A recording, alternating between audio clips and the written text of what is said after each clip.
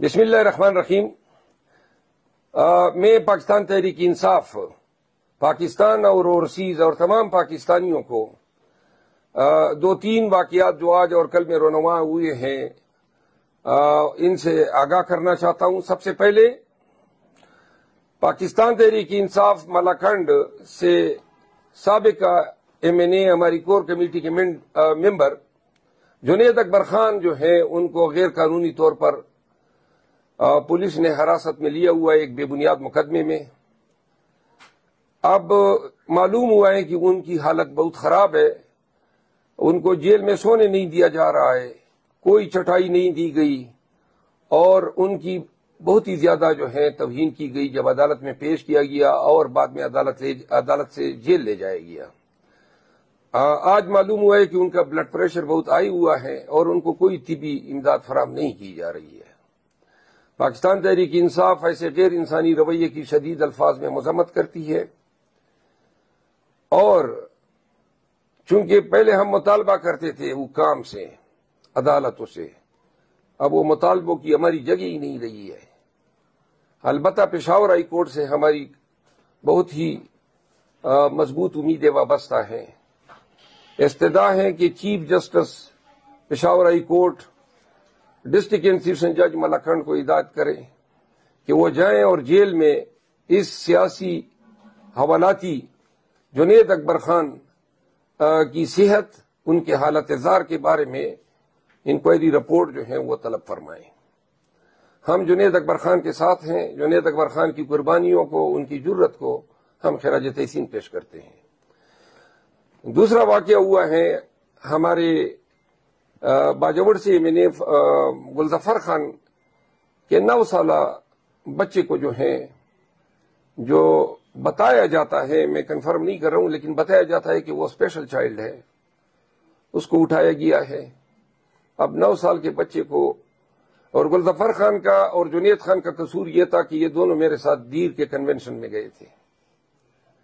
میں نے ان مقدمات میں ضمانت کرا لی ہے جن میں ان پہ چھاپے مارے جا رہے یا گرفتار ہو چکے ہیں۔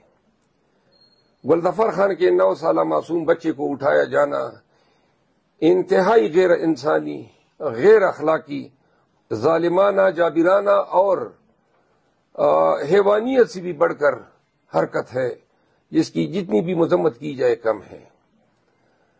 اللہ تعالیٰ یہ دیکھ رہا ہے کہ جو رویہ آپ نے پاکستان تحریک انصاف کے ساتھ روا رکھا ہوا ہے، ایسا رویہ جو ہے اللہ کی مخلوق کے ساتھ حکام کا روا رکھا جانا، وہ اسلامی تعلیمات کے منافی ہیں، آئین کے منافی ہیں، ہر قسم کے اخلاقیات کے منافی ہے۔ تیسرا واقعہ ہمارے سوات ریجن کے صدر اور سابق ایم پی اے فضل حکیم خان کے بیٹے کو، جن کا سیاست سے کوئی لینا دینا نہیں ہے اور جو بیرسٹر ہیں اور تازہ ابھی نوجوان بچہ ہے، کینیڈا جا رہا تھا، ان کو اٹھایا گیا ہے، تشدد کا نشانہ بنایا گیا ہے اور اب اس کو بے گناہ جو ہے جیل میں ڈال دیا گیا ہے۔ یہ میں نے صرف ایک ملاکنڈ ریجن کی صورتحال آپ کے ساتھ شیئر کی ہے۔ مردان میں کل ہمارا تقبائی کے مقام پہ کنونشن ہے اور پکڑ دکڑ شروع ہیں۔ ہمارے سابق ایم پی اے اور اس تقریب کے ہوسٹ افتخار مشوانی صاحب کے اجرے پر، جہاں پہ یہ کنونشن ہونا ہے، پولیس نے چھاپا مارا ہے، کرسیاں اکھاڑی ہیں، صوفے اور ہماری تمام کنونشن کے انتظامات کو ملیہ میٹ کیا ہے۔ اس حوالے سے میں نے ایک علیحدہ ویڈیو جاری کی ہے۔ ان ویڈیو کو آپ سے استدعائیں کہ زیادہ سے زیادہ پھیلائیں تاکہ کے پی کی نگران حکومت کا گندا اور گھناؤنا چہرہ جو ہے عوام کے سامنے بھرپور طریقے سے آ سکے۔ بہت شکریہ۔ بسم اللہ الرحمن الرحیم۔